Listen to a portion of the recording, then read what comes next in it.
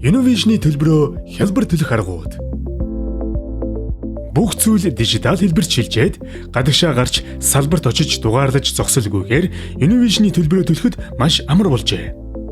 Нэгдүгээрт та голомт банкны Social Pay application ашиглах бол Social Pay application руу ороод нэмэлт хэрэглээний төлбөр, интернет, кабель телевиз, Univision гэрээний дугаараа оруулахад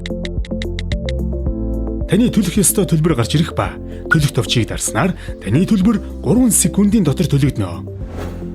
Хоёрдугаарт та хаан банк, төрийн банк, хас банкны хэрэглэгч бол QPay үйлчилгээг ашиглан IPTV-д байрлах төлбөрийн QR кодыг уншуулан хэлбэрээр төлбөрөө төлөх боломжтой. Харин Android төхөөрөмжтэй бол меню, app, бүх app нэмэлт үйлчилгээ төлбөрийн мэдээлэл цэснээс QR кодыг QPay-гээрээ уншуулснаар мөн 3 секундын дотор төлбөрөө төлөх боломжтой.